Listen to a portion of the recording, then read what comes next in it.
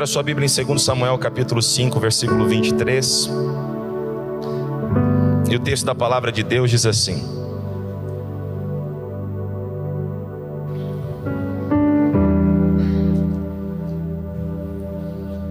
Então, Davi consultou o Senhor de novo. Davi consultou o Senhor de novo. Com a sua Bíblia aberta, presta atenção que eu vou dizer para você.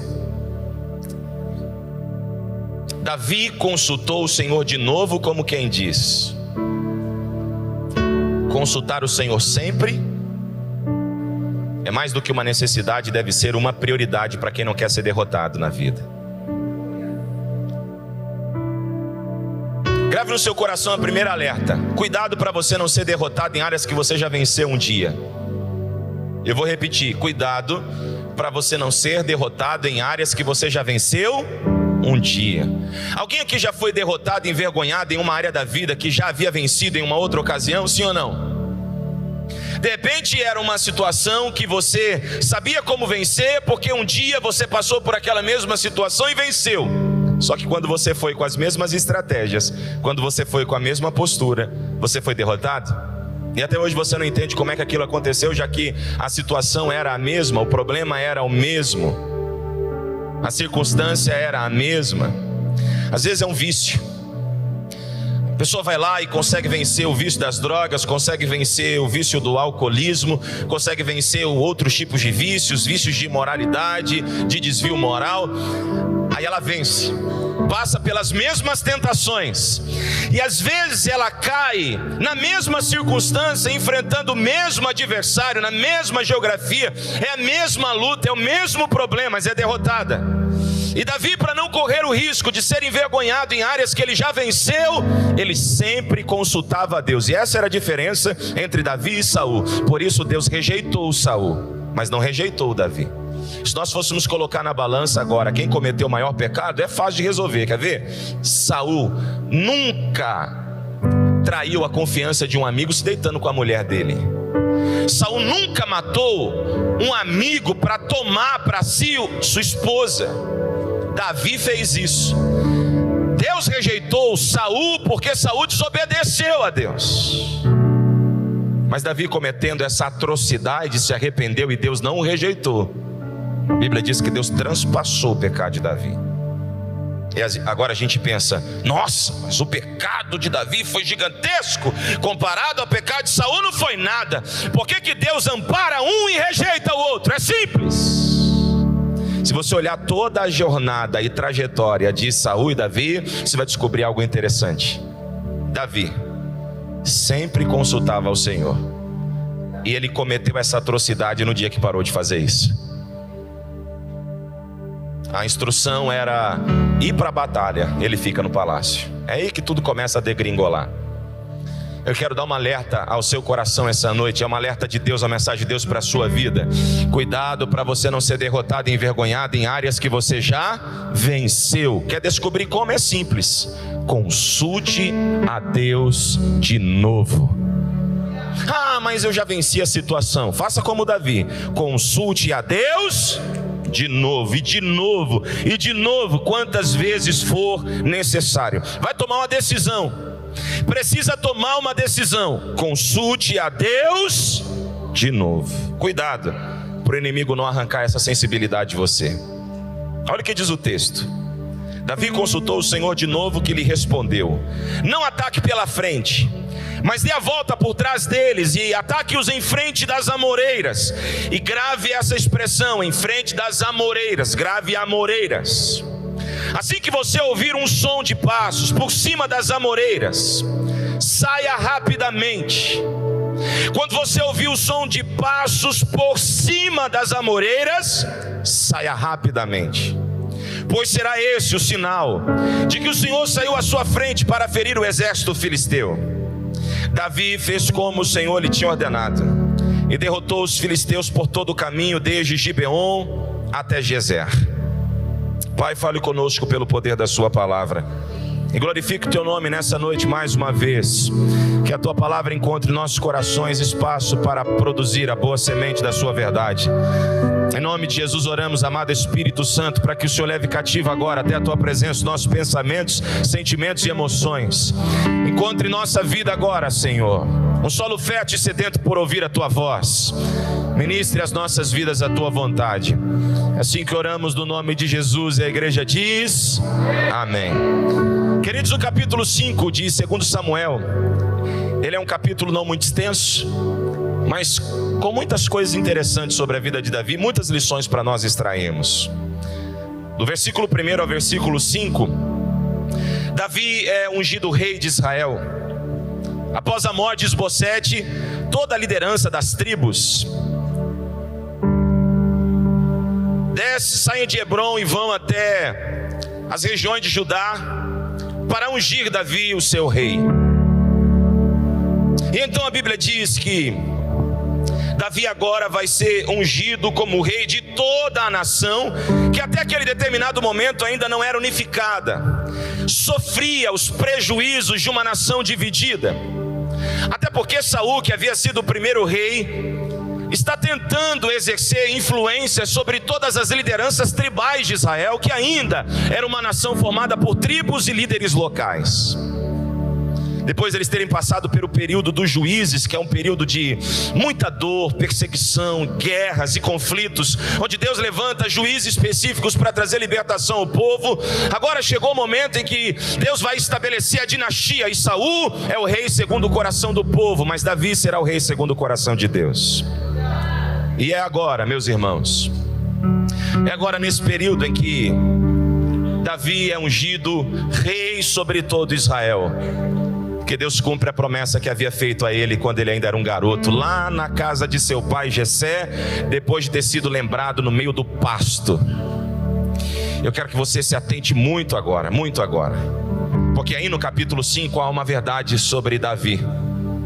O texto diz que Deus escolheu Davi para reinar? Não, o texto diz que Deus escolheu Davi para pastorear Israel e ser o governante da nação. O grande detalhe é que Deus quer que Davi tenha um coração de pastor. E lá na frente Davi vai ter prejuízos na sua vida, porque ele está no palácio e se esquece que saiu do pasto. O que Deus queria era: Davi, os seus pés precisam estar no palácio, mas o seu coração não pode sair do pasto. Porque o coração que eu conheci é o coração do garoto do pasto. É o coração de um garoto disposto a proteger ovelhas, nem que se tiver que enfrentar leões e ursos. Agora no capítulo 5, do versículo 1 ao 5, nós vamos ver Deus cumprindo a promessa na vida de Davi. Nós vamos ver Deus fazendo o que, irmãos? Cumprindo a promessa. E aqui está a grande primeira lição desse texto: o Deus que nós servimos é um Deus que cumpre as suas promessas. Olhe para alguém que está do teu lado e diga: pode passar o tempo que passar, Deus cumpre as suas promessas. Olhe para outra pessoa e diga: Deus cumpre as suas promessas. Quantos creem que Deus cumpre as suas promessas? A Bíblia diz que Deus não é homem para que minta, nem filho do homem para que se arrependa. Acaso Ele não promete e cumpre? É uma pergunta. Deus cumpre as suas promessas. Está escrito que passarão céus e terra, mas as palavras que saem da boca do Senhor jamais passarão. Deus cumpre as suas promessas. Está escrito que Deus zela em cumprir a sua palavra. Enquanto ela não se cumpre, Ele vai cuidando dela com zelo, até que ela se estabeleça sobre a sua vida, porque o nosso Deus é um Deus que cumpre a sua palavra. Nós precisamos nos assegurar nessa certeza, que não importa o tempo que passou desde o dia em que Deus falou que faria algo em sua vida, se agarre na palavra de Deus, porque Ele é fiel para cumprir a sua palavra. Então nos 5 primeiros versículos do capítulo 5, nós vamos encontrar um Deus que cumpre a sua palavra. Do versículo 6 ao versículo 10, nós vamos ver Davi conquistando Jerusalém. Agora, depois que ele é ungido rei sobre toda a nação, ele vai descer até a cidade dos Jebuseus, uma cidade inconquistável, intransponível, protegida pelos seus muros fortes e estrategicamente protegida também pelo vale. Não tem como entrar. Os jebuseus zombam de Davi, preguei sobre isso recentemente, mas o texto diz que Deus dá a Davi uma estratégia. Davi consegue achar uma entrada pelos dutos de água, e ele entra com o exército e toma aquela cidade, a cidade que Josué não havia conquistado, mesmo tendo sido até Davi o maior conquistador da nação. Porque o Deus que cumpre a promessa também é o Deus que te dá estratégia para conquistar o que Ele te prometeu. Uma meia dúzia recebeu isso. Talvez você agora não está diante de uma circunstância completamente desfavorável, mas você está encurralado, sentindo que chegou a hora de viver a promessa, sentindo que chegou a hora de viver o momento de Deus para a sua vida, sabendo que esse é o tempo para ver o cumprimento de Deus das promessas na sua vida, mas sentindo travado, paralisado, sem saber o que fazer, porque te falta estratégia, você não consegue enxergar uma saída, está olhando para todas as voltas e todas as portas estão fechadas, e talvez você se pergunta, e agora? Eu quero lembrar você que o Deus que faz a promessa também é o Deus que dá estratégia. O Deus que faz a promessa também é o Deus que dá estratégia. Alguém levantou a mão, então eu quero profetizar sobre a vida de alguém. Não vai faltar estratégia e sabedoria para você viver e conquistar as promessas que Deus lhe tem feito. Se prepare para viver um tempo de avanço e conquista. Deus te dará estratégias.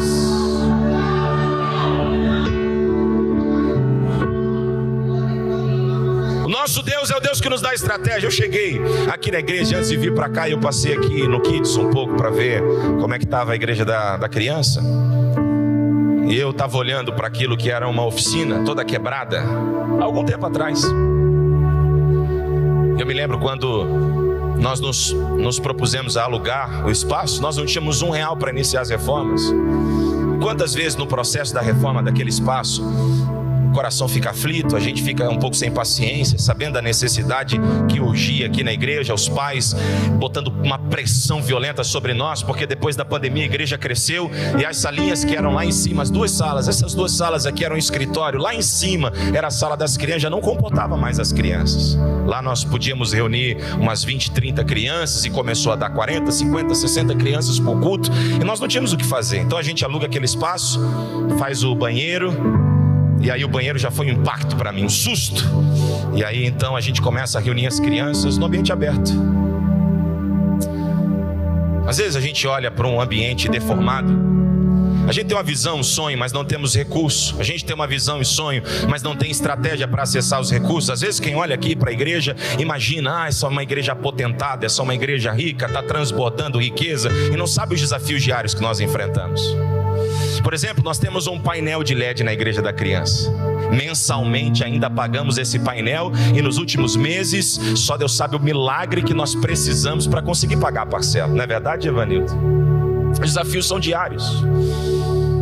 Mas ultimamente nós tivemos um evento na igreja. Eu me lembro que eu me deparei com um grande desafio em um determinado dia, e eu dobrei os meus joelhos e orei a Deus, e eu não sabia o que fazer. Então eu vou usar esse testemunho para compartilhar algo no seu coração. Quando você não souber o que fazer, lembre-se disso: Deus cumpre o que promete. E o Deus que cumpre o que promete é o Deus que dá a estratégia certa para você acessar o seu milagre. Talvez entre você e o seu milagre há um muro. Talvez entre você e o seu milagre há um limite. Talvez entre você e o seu milagre há uma limitação. E talvez a limitação é o recurso que você não tem. Talvez a limitação é uma aliança que você não tem. Talvez a limitação são pessoas que você não tem, o endereço que você não tem, o prédio que você não tem. Mas eu vim declarar algo de Deus sobre a sua vida. Deus irá mostrar para você os acessos até o seu milagre. Alguém para receber essa palavra hoje aqui, faz alguma coisa para Jesus no seu lugar. Deus vai mostrar para você aonde estão os acessos até o seu milagre. Deus vai mostrar para você aonde estão os acessos até o cumprimento da promessa. Talvez você está sentindo no teu coração, agora é hora de viver o milagre, mas me falta isso, me falta aquilo. O Deus que fez a promessa é o Deus que te dá estratégia para acessar a promessa. Olhe para alguém que está ao teu lado e diga: o Deus que te fez a promessa também é o Deus que te dá estratégia para acessar as promessas. Se você recebe, glorifique a Deus no seu lugar aí. Aleluia. Do versículo 6 ao versículo 10, Deus nos ensina através de Davi que Ele é o Deus que dá estratégia. Ele é o Deus que dá estratégia. No versículo 11 e 12, o texto diz que Irão, rei de Tiro, reúne os seus principais construtores, separa uma grande quantidade de madeira, ouro, prata, bronze, e ele pede para que essa carga seja levada até Jerusalém. Preste atenção nisso agora, escute. E aí então um dia, Davi se levanta pela manhã. Agora ele tem Jerusalém, mas não tem palácio. Ele é um rei que tem uma cidade, mas ainda não tem trono. Davi não está preocupado com o caixa de Jerusalém, até porque não tinha. Ele tinha acabado de conquistar a cidade e o país estava quebrado, faltava unidade. Mas então o texto diz que Davi fica conhecido internacionalmente, e Deus vai usar alguém de fora para trazer o recurso que Davi precisava para se posicionar como um rei. Alguém já começou a levantar a mão? Posso declarar uma palavra de ordem sobre a sua vida? Vai vir da onde você menos espera. Talvez está chorando e lamentando porque quem você esperava que estender a mão não te estendeu a mão. De onde você esperava ajuda, a ajuda não veio. De onde você esperava o socorro não chegou. Mas Deus me trouxe aqui como profeta para a vida de alguém, para dizer: não veio da direção que você esperava, mas o que eu estou produzindo na tua vida vai gerar impacto, vai gerar testemunho. Deus vai trazer de onde você menos espera. Alguém recebe essa palavra essa noite? Diga comigo: Deus de Davi é o meu Deus. Ele cumpre o que promete, Ele dá a estratégia, Ele envia o recurso. Recebe essa palavra, faz alguma coisa para Jesus. O Deus de Davi é o nosso Deus. Ele cumpre o que promete, Ele dá a estratégia, Ele envia o recurso. Ele cumpre o que promete, Ele dá a estratégia, Ele envia o recurso. Ele cumpre o que promete, Ele dá a estratégia, Ele envia o recurso. Se prepare, vai vir da onde você menos espera, porque a fonte do seu milagre não está em homens, está em Deus. Está em Deus. Está em Deus. Olhe com olhar de profeta para alguém que está do teu lado, e você sabe que está precisando dessa palavra, e diga: Deus está enviando recurso. Ah, queridos, esse ano não vai terminar do jeito que você imaginava. Talvez na sua cabecinha esse foi o pior ano para a sua vida, mas eu quero declarar sobre a vida de alguém que esse é o melhor cenário para Deus mostrar para você que Ele é o Deus que cumpre o que promete, Ele é o Deus que dá estratégia, Ele é o Deus que envia a provisão. Meu Deus, eu creio no meu coração que Deus vai surpreender pessoas aqui. Gente que estava pensando que ia terminar de um jeito e vai terminar de outro. Agora, está dando tudo certo até aqui. Que coisa maravilhosa. Davi é rei, Deus cumpre o que promete. Davi conquista Jerusalém, Deus dá a ele uma estratégia que fica conhecida em toda a circunvizinhança. Deus começa a levantar reis estrangeiros para investir nos projetos de Davi. Ele ganha reconhecimento internacional. Davi agora é reconhecido internacionalmente. Irão, rei de Tiro, não quer guerra, não quer conflito com Davi. Estabelece com Davi uma aliança, e Deus sensibiliza esse homem poderoso para começar a investir nos projetos de Davi. Escute, irmãos, porque é agora que o cerco vai fechar. Porque muitas vezes a sensação que nós temos é que tudo está dando certo e nada vai dar errado. Mas às vezes a gente conversa assim em casa, no carro, às vezes a caminho da igreja. Tá bom demais para ser verdade. Alguém aqui já teve inserido em uma situação, em uma circunstância que parecia que estava bom demais para parecer verdadeiro? Alguém aqui já se sentiu assim? Alguém já teve medo das coisas dar errado, mesmo quando tudo estava dando certo? Porque a gente pensa que porque está dando tudo certo, isso sugere que alguma coisa vai dar errado. Alguém já? Tem um ditado popular que diz que quando aquilo lá é bom demais, até... Pois é, tá vendo como você sabe dos ditados populares? Diga aí para mim agora o que está escrito no verso 1 do Salmo 3. Galera, vamos ler mais. Tem alguém aqui? Escute, está tudo indo muito bem. Então, um gatilho almático será usado como ferramenta de Satanás para roubar a alegria de Davi. O diabo sabe quais são os atalhos até o teu coração. Por isso que nós precisamos, sobre tudo que devemos guardar o coração, queridos. O inimigo sabe como nos ferir, o inimigo sabe como nos atacar, o adversário sabe como minar as nossas forças. Ele sabe o que nos entristece, o que nos irrita, ele sabe o que nos desestabiliza. O diabo sabe. Então o diabo sabe que Davi tem alguns problemas internos, alguns traumas pessoais que ele carrega dentro dele. E agora ele vai usar uma circunstância para tentar despertar no coração de Davi desespero. O que é que ele usa? O texto diz que os filisteus, sabendo da fama de Davi que se espalhava, decidiram descer até Jerusalém, cercar Davi, com o desejo de prendê-lo. Então no coração dos filisteus desperta um desejo: vamos prender. E a mensagem que eles enviam até Jerusalém é essa: nós viemos para prender Davi. É interessante porque não diz nós viemos para matar Davi, diz viemos para prender. Não viemos para cortar a sua cabeça, viemos para prender. Não viemos para decepá-lo, viemos para prender. E eu quero que você preste muita atenção nisso agora, porque a intenção dos filisteus é prender Davi. A mensagem que eles vêm carregando é prender Davi. O diabo sabia que no período em que Davi ficou preso em Gate, nas mãos dos filisteus, ele sofreu muito. O diabo sabia que Davi carregava traumas desse período da sua vida.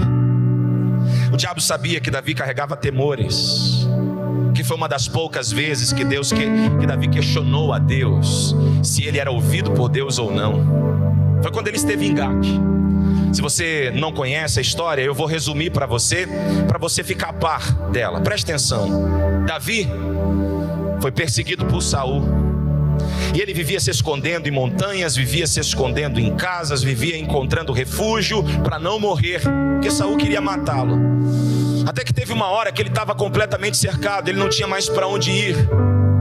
Então ele vai para a porta de Gate, cidade dos filisteus, e finge loucura. Ele começa a arranhar as portas da cidade, a babar pelo canto da boca, fingir demência, para encontrar no meio dos inimigos proteção contra alguém que ele queria ter como amigo: Saul. Eu não queria causar dano para Saul. Inclusive, quando Deus entrega Saul nas mãos de Davi, Davi não mata. E agora, nesse período em que Davi está preso em Gate, a maioria das pessoas tem a sensação de que ele está preso assim: já que o rei dos filisteus entendeu Davi como louco, não lhe causou dano, e Davi ficou vagando pela cidade, gritando, fazendo barulho, dando de lunático. E não é bem assim. Davi era um inimigo de guerra. Davi matou o herói dos filisteus. Quando Davi é recebido dentro de Gate, ele vai ser tratado como chaveirinho de guerra. Os soldados do lado de dentro querem matar Davi. Davi é espancado, maltratado, abusado de todas as formas possíveis. Davi é martirizado e humilhado. Ele é tratado como louco por gente que queria matá-lo e só não pode matar porque ele está sob a proteção do rei. Então eles ficavam na surtina, querendo pegar uma palavra mal colocada, querendo pegar uma postura mal posta, querendo pegar uma falha de Davi para levar até o rei dos filisteus e receber a ordem de tirar a sua vida. Então eles oprimiam Davi, era uma pressão psicológica. Você não é louco, e batiam em Davi, chutavam Davi. Você está fingindo, esbofeteavam Davi. Você está fingindo, e pegavam a espada e pressionavam contra o seu pescoço, colocavam pressão para ver se Davi declinava daquele fingimento. E não era um fingimento para prejudicar, era um fingimento para proteger sua própria vida. Eu quero que você imagine comigo esse cenário. Davi, todos os dias, em cada segundo, em cada milésimo de segundo, ele corre risco de vida. Ele está cercado por inimigos que querem matá-lo. É como se estivesse cercado por uma besta fera, sedenta por sangue. E Davi cortado, gotejando sangue. fera querendo matar Davi, destruir Davi. Esse é o cenário. E Davi, quando está preso em Gate, ele escreve um salmo que nos dá a entender, nos deixa mais a par do que de fato acontecia. É o Salmo 56, eu quero ler com você. Salmo 56, a partir do verso 1 está escrito assim. Olha o que diz o Salmo de Davi em sua prisão. Deu certo? Salmos 56:1 está escrito: tem misericórdia de mim, ó Deus, pois os homens me pressionam, o tempo todo me atacam e me oprimem, o tempo todo, o tempo todo. Verso 2, vem comigo, ó. Os meus inimigos pressionam-me sem parar. Ele repete a intensidade das pressões que vive ali. Pressionam para quê? Pressionam para ver se consegue arrancar de Davi que na verdade a sua loucura era um fingimento. Quem aqui já se sentiu pressionado no trabalho ao ponto de chorar, ao ponto de querer desistir de tudo, querer pedir as contas, sair? Já aconteceu isso com você? Por causa da perseguição de 1, 2, 3 ou mais? Davi está dentro da cidade do seu inimigo, pressionado. Mas ele tem uma promessa, ele tem uma palavra. Mas isso não o blindou, não o protegeu e nem o livrou das pressões da vida. Você vai entender porque é que Deus elevou Davi a uma posição tão alta. Porque um homem que não suporta as pressões nos níveis mais baixos não suportará as pressões nos níveis mais altos.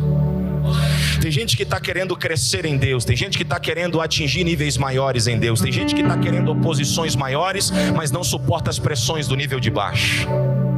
Você quer saber se você está qualificado ou não em Deus para chegar onde Deus disse que você chegaria? Veja como teu coração tem reagido com as pressões que você tem vivido hoje. Se você é alguém que fica na linha entre desistir ou não, entre mudar ou não, entre deixar ou não, você ainda não entendeu que para chegar onde Deus disse que você chegaria, você vai ter que ser esmagado como a uva. Jesus foi esmagado no Getsemane, até que Deus desse a ele o nome que é sobre todo nome e o exaltasse acima de tudo.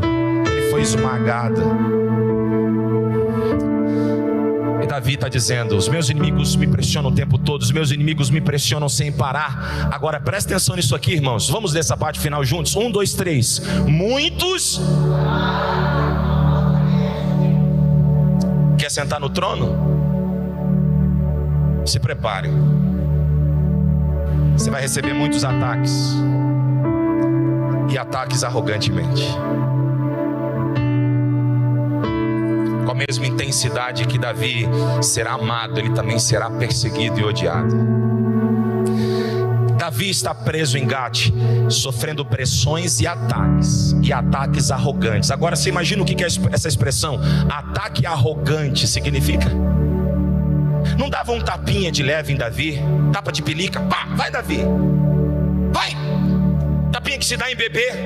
Não, meu irmão, a coisa era pesada, situação casca grossa. Davi ficava entre a vida e a morte. Ele sofria surras intensas. Verso 3: quando eu estiver com medo, olha o grito que Davi dá. Quando eu estiver com medo, confiarei em ti.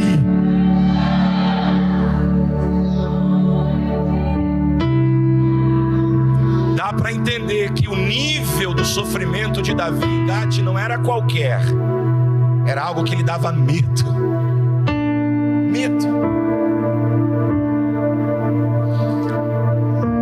Davi tem medo, mas ele está dizendo para ele mesmo o tempo inteiro: olha o poder dessa resiliência. Eu tenho medo, Senhor, eu reconheço que esse sentimento está aqui, mas sobretudo eu confiarei em ti. Pode falar uma coisa? Vai com medo mesmo, vai com insegurança mesmo. Que a tua confiança em Deus suprima todo medo que está te paralisando. Eu quero declarar uma palavra de Deus sobre a vida de alguém aqui essa noite, que está sendo paralisado e impedido de avançar e viver milagre na vida. Em nome de Jesus, que todo medo dê lugar agora à confiança, que todo medo dê lugar agora à fé, que todo medo seja suprimido pela esperança, que Deus encha o teu coração de ousadia. Sim, pode ser que você esteja tomado pelo medo, mas o Deus que você serve cumpre o que promete. O Deus que você serve te dá estratégia para acessar a promessa. O Deus que você serve é Senhor de toda a provisão. Será que alguém crê nessa palavra hoje aqui?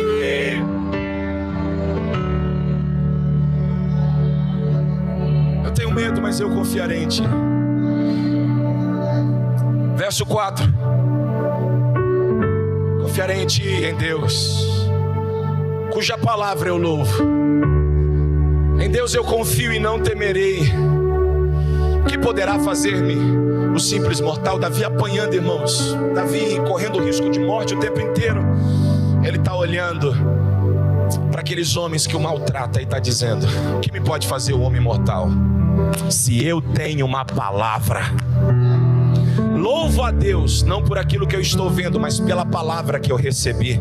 Será que a tua fé é tão madura o suficiente para você louvar a Deus, mesmo que os teus olhos não estejam enxergando uma solução, mesmo que os teus ouvidos não estejam ouvindo uma solução, mesmo que você não esteja alcançando uma solução? Será que você é capaz de confiar na palavra de Deus sobre tudo? Se ainda não, eu preciso despertar isso em você. Você pode não ter nada do que você acha que você precisa, mas você já tem uma palavra. Louve a Deus pela sua palavra hoje aqui. Pastor, eu não tenho motivos para louvar a Deus. A minha vida está dando tudo errado. Eu não tenho motivos para louvar a Deus. As coisas têm dado errado. Pastor, eu não tenho motivo para louvar a Deus. Na minha vida parece que tudo dá errado. Eu preciso desmistificar isso. Eu tenho motivo para louvar a Deus, porque o que tem te sustentado até aqui é a palavra. Então o texto diz que Davi louva a Deus pela sua palavra. E ele declara: eu vou confiar em Ti. Porque, aliás, o que me pode fazer um homem mortal, já que eu tenho uma palavra de Deus? Coloque a mão no seu coração e pergunte para si mesmo: o que pode me fazer as pessoas?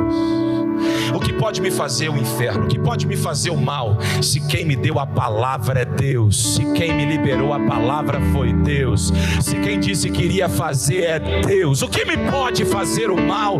Se eu estou debaixo de uma palavra, o que me pode fazer o mal? Se Deus me liberou uma palavra.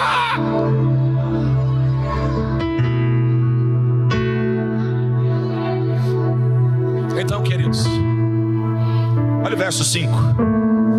O tempo todo distorcem as minhas palavras.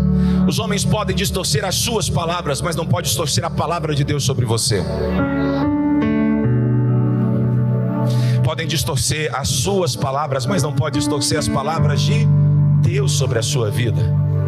O tempo todo distorcem as minhas palavras. Todos os seus pensamentos são para prejudicar-me. Imagina, os soldados iam até o rei de Gade e diziam: olha, eu escutei Davi dizendo para outra pessoa que ele não é louco não. Já pensou? Então Davi seria morto. Imagina a pressão que esse rei vive. É Deus quem está segurando esse rei como uma proteção a Davi. Todos os seus pensamentos são para prejudicar-me. Ele não tem ninguém por ele ali. Meu irmão, uma coisa é quando você tem pelo menos uma pessoa para te amparar. Uma coisa é quando você encontra nos braços de alguém um refúgio que você precisa, o apoio que você precisa, uma palavra que você precisa. Davi não tem ninguém. Todos querem o prejudicar. Verso 6. Conspiram, ficam à espreita, vigiam os meus passos na esperança de tirar minha vida. Essa é a oração de Davi, é a percepção que ele tem em Gade. Então o texto diz, olha lá, verso 7: deixará escapar essa gente com tais iniquidades? Aí começa as perguntas: Senhor, você vai deixar eles escapar? Na tua ira, ó Deus, derruba as nações. Aí agora vem o verso 8, que é onde eu queria chegar. E o verso 8 está escrito assim: registra tu mesmo o meu lamento, recolhe as minhas lágrimas no teu odre. Aí a pergunta: acaso não estão elas anotadas no teu livro? Davi pergunta para Deus: Senhor, será que o Senhor se esqueceu de todas as vezes que eu chorei? Se o Senhor não se lembrar, dá uma olhada no teu livro. Sabe aquele momento que o sofrimento intensifica, a dor se torna mais aguda? A gente pensa que não vai suportar. É nessa hora que Davi, relatando todo o sofrimento que ele está passando naquela cidade, ele vai dizer: Senhor, e meu sofrimento? Eu confio na tua palavra, eu te louvo pela tua palavra, eu confio em ti, meu Deus, Senhor, meu Salvador, eu confio em ti, mas dói, Senhor. Não é fácil, Senhor. Então Davi, quando pergunta para Deus: acaso não estão registradas no teu odre, no teu livro, as minhas lágrimas? Caso não está anotada no teu livro as minhas lágrimas? Vai chegar o momento certo de Deus responder essa pergunta. Vai chegar. E o momento certo é no texto que nós lemos. Quando os filisteus cercam Jerusalém, esse gatilho desperta. A mensagem que chega para Davi é: os filisteus vieram para te prender. O que é que Davi vai lembrar agora, gente? Davi vai lembrar do quê? Da prisão. Da prisão onde? Em Gate. O que aconteceu lá? Estão lembrados do que eu acabei de dizer? Imagina como é que fica o coração de Davi dentro do palácio. Os filisteus agora estão mais fortes, acabaram de vir de uma vitória contra Israel, mataram Saul, mataram seus filhos, estão devastando tudo como gafanhotos. Davi não tem força bélica para lutar contra eles. Esperança vai se esvaindo. Davi olha para eles como um homem olha para um tsunami que está vindo ao seu encontro. Davi olha para eles e pensa: não tem como resistir a essa força, eu serei derrotado. É a pior das notícias, é o pior cenário. Para piorar o gatilho emocional de dor, eles querem me levar preso para que eu passe tudo que eu passei de novo antes de morrer, antes de me tirarem a vida. Só de pensar na possibilidade de revivermos dores do passado, a gente já colapsa. Imagina Davi.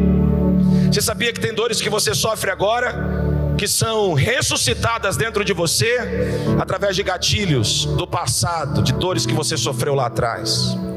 Tem pessoas aqui que têm dificuldade de avançar na vida, não é porque não são bons para avançar, é porque a dor do passado aprisiona, e toda vez que está diante de uma pressão, gatilho, desperta as emoções do passado, desperta os traumas do passado, aí não consegue ser feliz.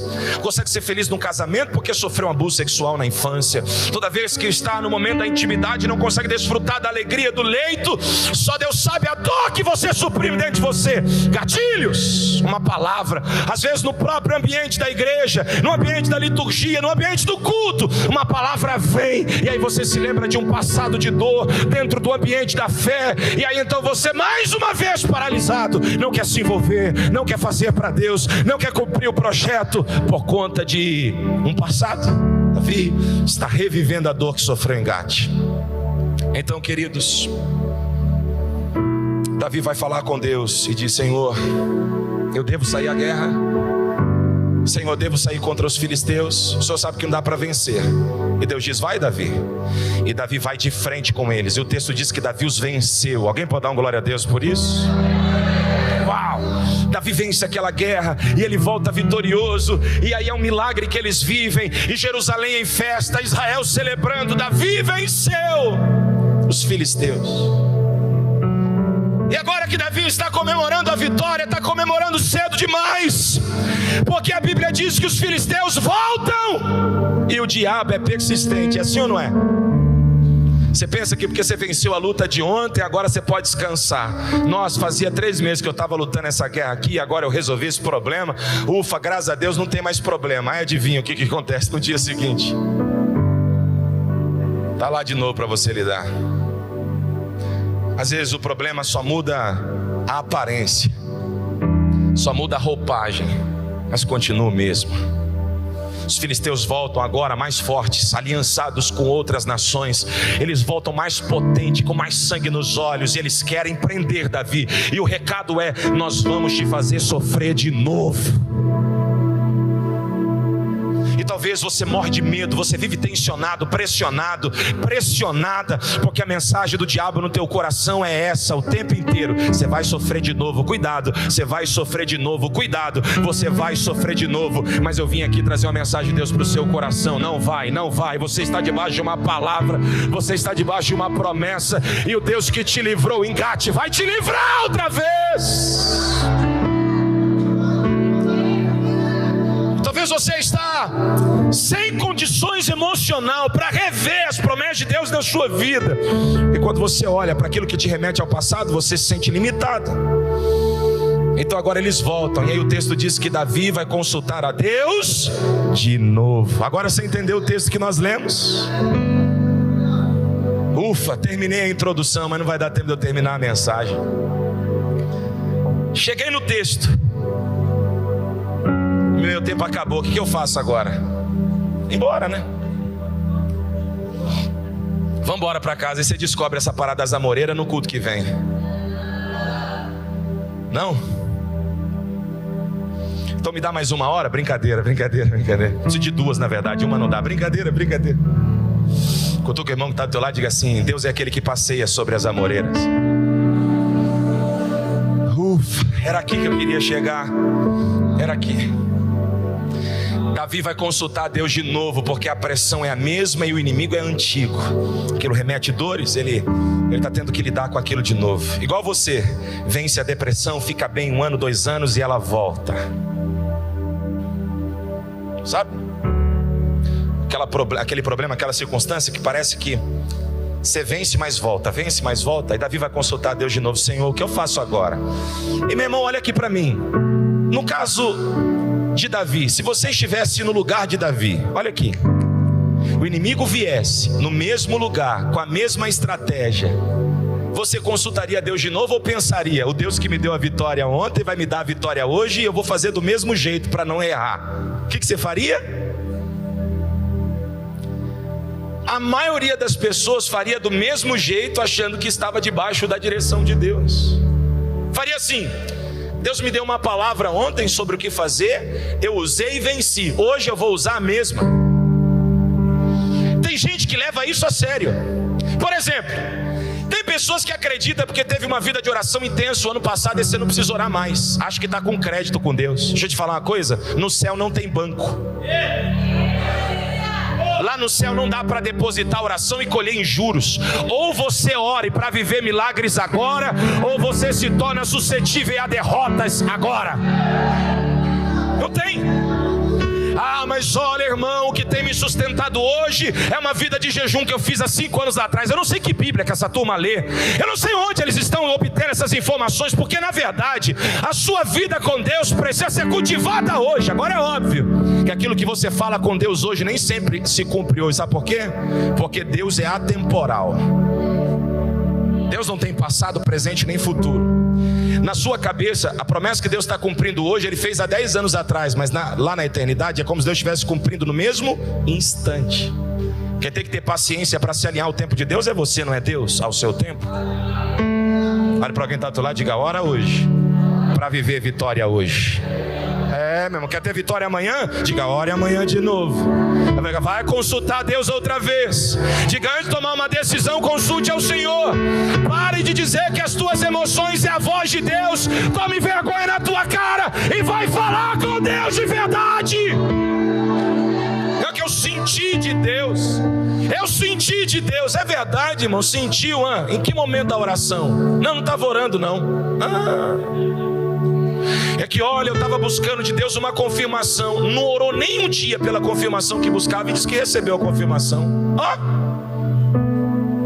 Irmão, nós podemos enganar quem está do nosso lado, mas a Deus, irmãos, a Deus ninguém engana. Então Davi vai orar de novo. Davi vai orar de novo. E quando Davi vai orar de novo, Deus fala: Davi, o inimigo é o mesmo, mas a estratégia não será mais a mesma. Na primeira vez você saiu de frente com eles porque eu queria mostrar para você que você não precisa temer as ameaças dos filisteus. Mas agora eu preciso responder uma pergunta que você me fez quando você estava preso em Gate. Dessa vez, Davi, você vai dar a volta, você vai sair de onde você está e você vai lá no meio das amoreiras, que na verdade não é a amoreira que dá amora. Eu já vou falar com você sobre isso, porque eu pensei também que era isso, mas ontem eu descobri que não era. E era 2 horas da manhã, eu estava falando para Carol: nossa, agora eu não durmo mais. Carol, não é a amoreira de Amora. Meu Deus do céu, fiquei maluco, eu não dormi mesmo, não conseguia, a cabeça não parava. Eu recebi pregação para uns 3 meses. Agora, olha que coisa incrível. Deus fala: Davi, dessa vez você não vai atacar eles no lugar de antes, não. Dá a volta. Parece que Deus está fazendo Davi retroceder, mas não é. É que o lugar do encontro com Deus nunca será endereçado por você, sempre será endereçado por Deus. Grave o que eu vou dizer para você, que Deus falou ao meu coração algum tempo atrás, no meio da pandemia. Deus disse assim para mim: Natan, tem lugares que você convida a minha presença e eu vou lá, mas há outros que eu quero convidar você. Há lugares em que eu sou convidado e eu visito, mas há lugares em que você é o meu convidado. Esteja atento para me ouvir. Deus está dizendo para Davi: Davi, na primeira guerra você me chamou e eu vim. Agora na segunda, o inimigo é o mesmo, mas é você quem vai vir para o endereço que eu quero. Dessa vez, Davi, não é eu me encontrando com você, é você se encontrando comigo. Pastor, de onde você tirou isso? É o texto. Lê o texto comigo, olha o que diz o versículo 23. Olha o que diz. Diz 2 Samuel capítulo 5, 23. Está escrito, você leu. Olha lá. Então Davi consultou o Senhor novamente, que lhe respondeu: não ataque pela frente, mas dê a volta por trás deles e ataque-os em frente das amoreiras. Você não vai atacar eles por trás, você vai atacar eles em frente das amoreiras. Então dar a volta não é para você atacar na surtina, dar a volta é para você se encontrar comigo, porque o ataque vai ser frontal do mesmo jeito. Só que dessa vez, Davi, não sou eu que vou onde você está, é você que vem onde eu estou. Aí vai acontecer isso aqui: assim que você ouvir um som de passos por cima das amoreiras, aí você sai para a guerra rapidamente. Ó, que coisa estranha. Deus está falando assim: Davi, o sinal para você sair para a batalha agora é esse: você vai ouvir o som dos meus passos por cima das amoreiras. Quando você ouvir, corre para a batalha, Davi.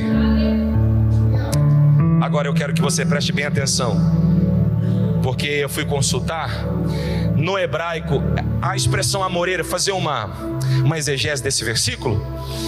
E aí, para minha surpresa, a palavra que aparece ali é bavkav. Bavkav é uma espécie de bálsamo, um arbusto que goteja seiva quando é cortado. Então, não é uma amoreira que produz amora. É tratado como amoreira porque as suas folhagens é parecida, mas ela cresce mais alto. Sua copa é suscetível ao vento. Você quer descobrir se o vento está soprando nas redondezas de Jerusalém? Olhe para a copa de uma abacar. Olhe para a copa da plantação de bavkav. Você vai ver que elas estão balançando. Mesmo que você não esteja sentindo o vento, você consegue perceber que o vento está soprando, porque elas são suscetíveis ao vento, maleáveis ao vento. Mas o seu caule principal é extremamente forte. Por isso é usado para a construção civil. Nos dias de Davi, era uma madeira utilizada para a construção de casas e objetos que precisavam durar e ser resistentes. Agora, o grande detalhe, irmãos, é que essa palavra baca, quando traduzida literalmente, significa choro, chorar, lamentar, prantear, derramar lágrimas. Então essa árvore, esse arbusto, recebe esse nome porque quando cortado, uma pequena ferida, ela mina muita seiva. Então ela recebeu esse nome de baca,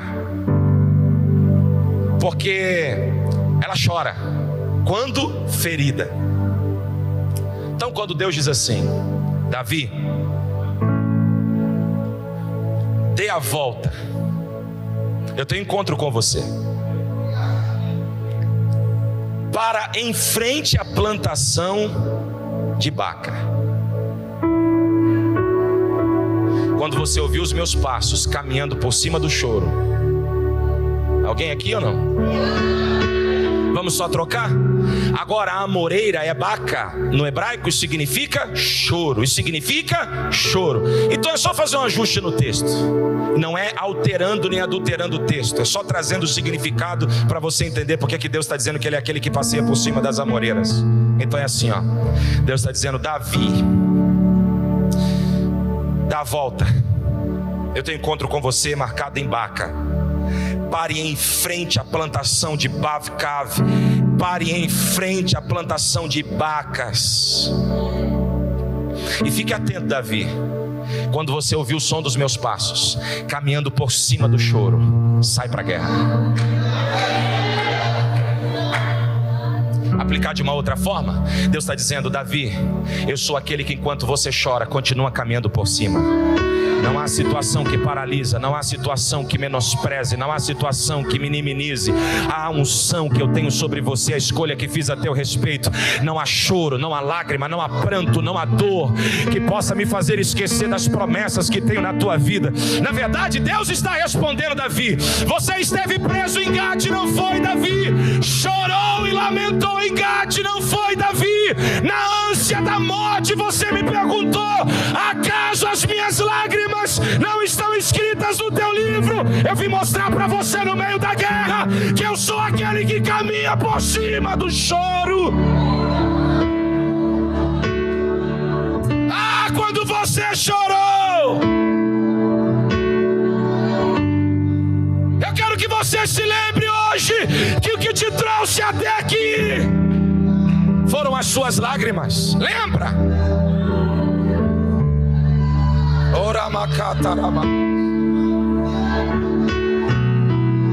Eu quero que você se lembre daquela madrugada que você passou em claro chorando e dizendo: Deus, socorro, Deus me dê uma família, Deus me dê dignidade, Deus me restaure, Deus mude a minha sorte. Eu quero que você se lembre que o seu Deus é aquele que caminha por cima do choro. Deus está dizendo: Davi, hoje você não vence apenas os filisteus que estão do lado de fora. Hoje você vai vencer o que os filisteus causaram do lado de dentro. Eu vim liberar uma palavra sobre alguém. Esse mês de setembro tem muita gente buscando na internet uma palavra de cura para suas emoções. Mas eu vim te dizer essa noite: o Deus que passeia no meio das amoreiras vai te curar por dentro aqui. As dores do passado que te assombravam não vão te assombrar mais. Os traumas que você viveu no passado não vão te assombrar mais. Se você crê, o Deus que caminha por cima do choro vai tocar a tua alma com cura hoje. Há um som que você precisa ouvir essa noite, e não é o som de um Deus que caminha para longe, é o som de um Deus que caminha para ir à frente da sua dor.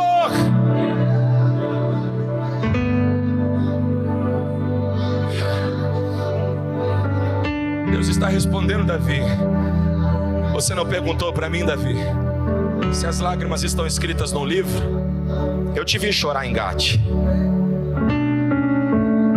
Agora você vai lutar contra os filisteus, mas antes de lutar, quero mostrar para você que eu sou aquele que caminha por cima do choro.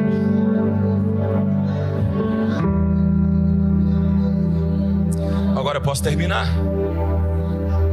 Então Deus diz: assim que você ouvir um som de passos por cima de Bacar, por cima das lágrimas, por cima do pranto, por cima do choro. Ai, meu Deus do céu. Aí, Davi, sai rapidamente, pois este será o sinal de que Deus não saiu do teu lado, Deus não saiu atrás te empurrando, mas Ele saiu na frente, porque agora quem vai resolver essa parada é Deus. Não é a força do seu braço, é o teu Pai. Eu quero que você tente imaginar a cena comigo. É como se Deus estivesse olhando para o grandão filisteu e dizendo: mexeu com o filho errado. Eu vou mostrar para vocês que ele tem pai.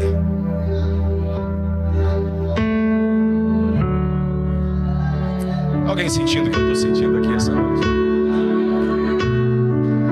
Alguém sentindo que hoje é uma noite de cura? Hoje é uma noite de milagres aqui? Hoje é uma noite de Deus resolver questões e problemas na alma. Hoje Deus vai visitar você por dentro. Hoje não é dia de vencer os filisteus que estão do lado de fora. Hoje é dia de vencer os filisteus que estavam te torturando do lado de dentro. Então, o Senhor saiu à sua frente para ferir o exército filisteu. Versículo 25. Davi fez como o Senhor lhe tinha ordenado e derrotou os filisteus por todo o caminho. Levante uma das suas mãos e diga assim comigo: meu Deus, o meu Pai, que caminha por cima da minha dor, vai me dar vitória, não só hoje, mas por todo o caminho. Deus não te cura hoje para amanhã você buscar por cura de novo. Ele te cura hoje desse trauma, porque agora por todo o caminho você vai viver em triunfo. Esse filisteu não vai te perturbar mais a alma, esses traumas não vão te aprisionar mais por dentro. Tem alguém recebendo essa palavra hoje aqui? Hoje Deus te cura por dentro.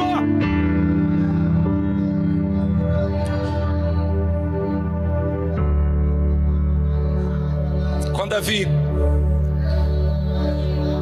eu termino agora, estava enfrentando esse dilema, ele compõe um salmo, Salmo 124, segundo os estudiosos,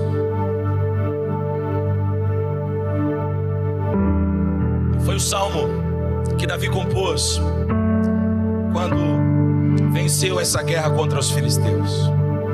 Só para você entender o nível da pressão que ele viveu, eu quero que você leia comigo o Salmo 124. Olha o que diz: se o Senhor não estivesse do nosso lado, que Israel repita.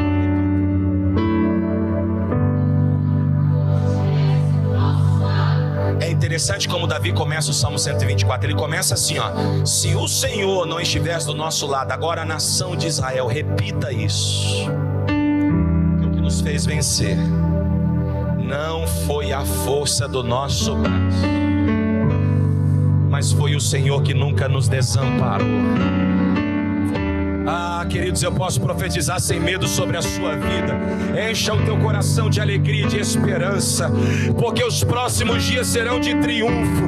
Não porque você agora é bom. Olha, alguém já levantou ali para receber. Não porque você agora recebeu o que você precisava, mas porque aquele que sai à sua frente, aquele que não te desampara, o guarda de Israel que não dormitará, irá contigo nessa peleja. E você vai declarar: se o Senhor não estivesse do meu lado.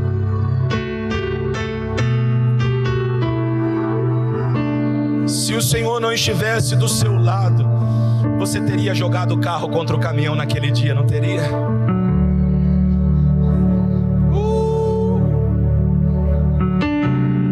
Se o Senhor não estivesse do seu lado, a corda não teria quebrado, não é verdade? Se o Senhor não tivesse do seu lado, aquele ferimento não teria sido estancado, não é verdade? Deus viu, que mais ninguém viu, que Ele estava lá. Se o Senhor não estivesse do seu lado, a quantidade de remédios que você tomou e nem fizeram efeito teriam te levado a óbito. Até hoje você não entende o que aconteceu, mas eu vou dizer para você o que aconteceu. Ah, se o Senhor não estivesse do meu lado. Se o Senhor não estiver do seu lado, teu casamento já teria quebrado há muito tempo. Se o Senhor não estivesse do seu lado, você nem aqui estaria, não é verdade? Eu quero lembrar você, em nome de Jesus, volte a crer e volte a depender de Deus e com confiança, porque se o Senhor não estivesse do seu lado, estaria no crime, estaria preso, talvez sem vida. Se o Senhor não estivesse do seu lado, você não estaria nem perto de ter o que tem hoje. Se o Senhor não estivesse do seu lado, não teria se formado. Se o Senhor não estivesse do seu lado, não teria chego. Talvez você não viu, mas enquanto você chorava pelo desespero de sobreviver, aquele que caminha por cima do choro não desamparou você, não deixou você, não virou as costas para você. Hoje Deus te trouxe aqui para um lembrete: eu estou do seu lado. E quem tem Deus do lado precisa de mais o quê? Davi diz: se o Senhor não estivesse do nosso lado, verso 2, se o Senhor não estivesse do nosso lado, repete pela segunda vez, mas agora ele acrescenta: quando os inimigos nos atacaram, verso 3, eles já nos teriam engolido vivos, quando se enfureceram contra nós, verso 4, as águas não teriam nos arrastado, e as torrentes nos teriam afogado. Davi está dizendo: nós éramos como uma nação diante de um tsunami, eles eram um tsunami. Se o Senhor não estivesse do nosso lado, eles teriam acabado com a gente. Verso 5: sim, as águas turbulentas nos teriam afogado. Bendito seja o Senhor, que não nos entregou para sermos dilacerados pelos dentes deles. Agora vem esse verso aqui. Isso aqui é a palavra de Deus para a sua vida. Como um pássaro escapamos da armadilha do caçador. O diabo pode armar armadilha, Satanás pode armar contra você, mas Deus vai te dar livramento. Quantos creem que essa é uma noite de livramento aqui? Como um pássaro escapamos da armadilha do caçador. A armadilha foi quebrada. Escute, Deus não só vai te livrar das armadilhas, mas Ele vai arrebentar com elas. O inimigo não vai ter êxito nas armadilhas que arma contra você. Não vai. Não vai. Então o texto diz: a armadilha foi quebrada e nós escapamos. Lê comigo bem forte agora no 13. Emenda um brado de vitória se você recebe essa palavra. 1, 2, 3.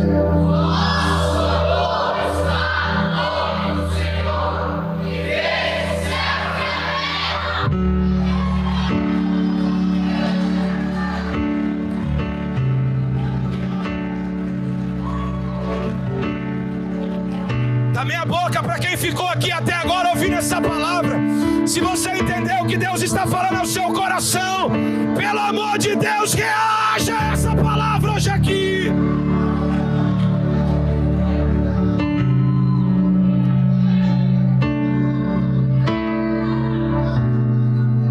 Nós seríamos devastados se o Senhor não estivesse conosco. Mas escuta aqui, Satanás: o meu socorro não vem das organizações. O meu socorro não vem dos homens. O meu socorro não vem dos médicos. O meu socorro vem do Senhor, que fez os céus e a terra. Ah, meu Deus, Deus está falando ao seu coração hoje. Eu te vi chorar, filho. Eu te vi chorar, filha.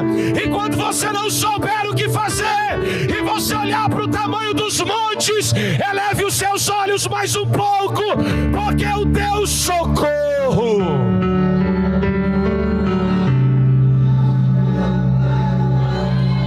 vem do Senhor, que fez os céus, que fez a terra. Ainda de pé, por favor, por alguns minutos. Glorifique aquele que é o teu socorro, vai. Levante a tua voz, porque dá para ser melhor do que isso.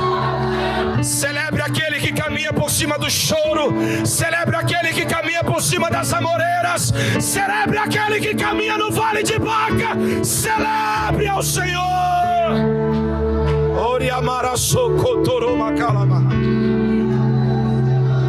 Talvez a sua pergunta é: Senhor, até quando eu vou chorar? Senhor, até quando eu vou sentir dor? Até quando eu vou sofrer? Senhor, até quando essa situação vai continuar? E Deus te trouxe para te dizer: fica tranquilo, eu sou aquele que caminha por cima das amoreiras. Sabe, irmãos, de pé do seu lugar, escute isso. Um homem chamado Jó fez a mesma pergunta que Davi. Só que Jó fez uma pergunta um pouco mais direta. Ao invés de perguntar para Deus poeticamente: acaso as minhas lágrimas não estão registradas no teu livro? Jó já mandou a seguinte pergunta: acaso o Senhor tem olhos humanos para saber o que é chorar? Jó já foi direto. O Senhor é mortal, sabe o que é sentir na pele o que eu sinto. Você lembra de Jó? Se não lembra, eu vou te ajudar. Perdeu tudo. Perdeu os bens, se não bastasse, perdeu os filhos e teve que enterrar os 10 de uma única vez. Perdeu o casamento porque a esposa o deixou, depois Deus vai restaurar, mas ficou sozinho no lixão, se coçando com um caco de telhas, enquanto os bichos comiam a sua pele. Olha o estado lastimável de Jó. Pastor, por que Deus permitiu que Jó passasse por tudo isso? Irmão, entenda uma coisa: a dor e o sofrimento não é permissão de Deus, é consequência do pecado adâmico. Se Deus tira a mão, é o que sobra para você. O que você merece, o que eu mereço, é morte. E até o estado mortal, a dor faz parte do processo que leva até a morte. Essa é a consequência da escolha pelo pecado. Então o que é que está acontecendo em Jó? Vou te explicar. O diabo pela primeira vez acusa Deus de comprar a adoração de Jó. Quando o diabo se apresenta a Deus para prestar contas do que está fazendo, porque a Bíblia diz que até os demônios creem e tremem diante de Deus. Não se iluda, Deus não está em guerra com o diabo. Quem tem que resistir o diabo para ele fugir somos nós. Deus não tem inimigo, irmão. Não há nada que é páreo para o tamanho do seu Deus. Ele é soberano. O diabo confronta Deus dizendo: Jó te adora porque o Senhor cerca ele de bens. Jó te adora porque o Senhor dá tudo para ele. Para de dar as coisas que ele tem para ver se ele não deixa de te adorar. Pela primeira vez, um homem será levantado como advogado de Deus. Lembram disso? Então, metaforicamente, para você entender o que acontece, o diabo está acusando Deus de comprar a adoração. Jó vai se levantar como defensor para dizer: a minha não. Eu não adoro Deus pelo que Ele me dá, eu não adoro a Deus pelo que eu tenho, eu não adoro a Deus por aquilo que eu quero ter. Eu adoro pelo que Ele é. Isso me basta. Mas mesmo assim, Jó vai ser pressionado, Jó vai perguntar. E no livro de Jó, capítulo 10, versículos 4 e 5, Jó, no ápice da sua dor, vai perguntar e questionar: acaso tem olhos humanos? Caso o Senhor é mortal, o Senhor sabe o que é sentir a dor que eu sinto, o Senhor sabe o que é estar na minha pele. Ah, meus irmãos, os anos se passam. E eu disse que Deus é atemporal, então a pergunta que Jó faz vai ser respondida no tempo de Deus na mesma hora. Só que muitos anos se passaram, nós não sabemos quantos anos. Mas agora, em João, capítulo 11, versículo 35, tem um texto poderoso. Quer ler comigo o que está escrito? Está escrito assim, ó: e Jesus chorou. Sabe quem é Jesus? Jesus é Deus encarnado. Deus está respondendo para Jó e para todos nós: eu sei, sim, o que é chorar. Eu sei o que é sentir dor. Eu sei o que é ser mortal. Não pense que Deus é indiferente à tua dor, porque isso é mentira. Ele é aquele que caminha por cima de Bacar. Ele é aquele que caminha entre as lágrimas. Ele não menospreza um coração quebrantado. É por isso que Davi no Salmo 51 vai dizer: eu sei que o meu Deus não rejeita um coração quebrantado, pois um coração contrito e quebrantado o Senhor não rejeitará.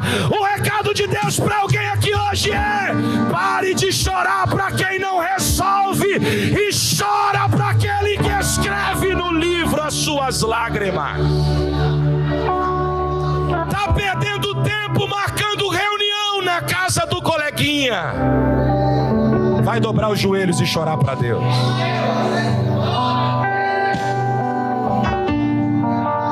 Entra no teu quarto, fecha a tua porta e fala em secreto com o teu pai. Porque o teu pai que te ouve em secreto é aquele que caminha sobre Bacar, é aquele que caminha por cima do choro, é aquele que caminha entre as lágrimas. Pastor, eu ainda não estou entendendo o que o senhor quer dizer. Então eu vou ser específico com você e termino agora a mensagem. Ser específico. Ah, se não fosse o Senhor que estivesse do meu lado. Quantas pessoas já passaram pela tua vida? Por quantos lugares você já passou? Em quantas rodas e mesas você já esteve? Você pensa que quem te ajudou e resolveu o teu problema era quem puxava a cadeira para você sentar. Mas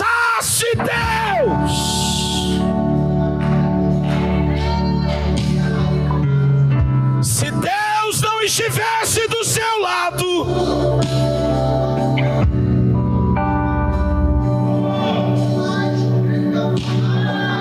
te pergunto, você teria suportado o que passou? Teria permanecido de pé depois de tanto ataque, depois de tanta luta? Teria conseguido chegar até aqui hoje? Teria ou não teria? Teria não, não é? O que te faz pensar que o Deus que te fez chegar até aqui vai te deixar no meio do caminho. Você só precisa fazer uma coisa que Davi fez. E Davi falou com Deus de novo. E Davi chorou para Deus de novo. E Davi consultou a Deus de novo. Há um único texto no Antigo Testamento. Eu quero pedir para que você abra o seu coração. E como eu disse, haverá cura aqui hoje. Se eu não me engano, eu não achei ali, mas eu acho que a referência é Salmo 84, verso 6, que fala sobre o Vale de Baca. Há uma única referência: o Vale de Baca, o Vale do Choro. Um salmo de Davi, que na verdade foi modificado e agora vai ser composto pelos coratitas e vai se tornar o salmo que será cantado na peregrinação. O caminho para Jerusalém, para aquele que está longe, você vai caminhar até Jerusalém, a cidade de Deus. Até você chegar lá, vai passar pelo Vale de Baca, vai passar pelo Vale da Dor, vai passar pelo Vale do Choro. Mas agora eu e você sabemos que quando nós passamos pelo Vale de Baca, é possível ouvir. Ouvir o que, irmãos? Os passos de Deus que caminha por cima das amoreiras. Coloque a mão no seu coração agora. Deus quer ministrar algo ao seu coração hoje sobre isso. Talvez você não entendeu, porque nos últimos dias Deus tem feito você rever o caminho que você trilhou. E tem gente que está interpretando errado e pensando: será que Deus está querendo me mostrar que eu tomei a decisão errada? Não, você não entendeu. Deus na verdade está querendo mostrar para você que durante todo o teu vale, durante todo o processo de dor, durante todas as perdas, os traumas, o choro, o lamento, Ele esteve com você, porque Ele é aquele que caminha por cima das amoreiras. Deus está falando ao seu coração hoje: se eu não estivesse do seu lado, aquela luta teria sido como um tsunami, teria devastado você, teria derrotado você, teria envergonhado você. Mas eu quero te lembrar que eu estava lá. Vamos fazer isso por os próximos minutos. Eu vou te fazer uma pergunta, você pensa e responde: Deus estava lá ou não estava? Responde. Estava mal, estava quebrado, desespero, jurar de morte, sem Deus, vazio, à beira do fracasso, na beira do abismo. Deus estava lá ou não estava? Te livrou ou não te livrou? Te guardou ou não te guardou? Reveja aí. Reveja. 2 Samuel 5:20. No Salmo 124, olhe para mim. Creio em Deus, meu Salvador, que não mais falhou e nunca falhará. Eu creio em Deus, meu Salvador, que jamais falhou e nunca falhará. Escute. No Salmo 124, Davi diz: se o Deus não fosse conosco, eles teriam sido como uma corrente forte de águas e teria nos afogado. Sim ou não, irmãos? Na cabeça de Davi, quem era a torrente de águas que destruiria eles? Os filisteus. Mas olha o que aconteceu. Talvez na sua cabeça, volta para 2 Samuel 5:20, na sua cabeça talvez você está pensando assim: essa luta é grande demais para mim, eu não vou suportar esse problema, eu não suporto mais essa situação. Você olha para essa circunstância como um grande tsunami, mas olha o que vai acontecer. Está pronto para ler isso com fé? Está pronto? Mas você tem que ler com fé isso aqui. Você vai trocar filisteu, ou você vai trocar o seu inimigo por aquilo que você tem enfrentado de difícil. E aí então você vai dizer assim, bem forte. Diga assim comigo: a luta é grande. Diga: o adversário é poderoso. Mas então, lê comigo: Davi foi a Baal Perazim, e lá ele disse: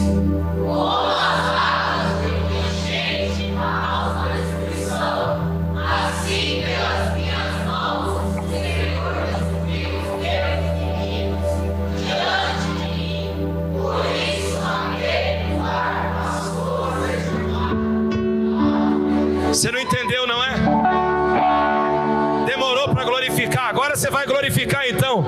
O que aconteceu foi que Deus inverteu o cenário. Os inimigos que eram como uma força intransponível e invencível foram derrotados por Davi, que se tornou aquela força. Levante uma das suas mãos que eu quero declarar que o Senhor está te fortalecendo hoje. O adversário vai ter que bater em retirada. Fiel é Deus, fiel é Deus, fiel é Deus. Será que alguém crê nisso?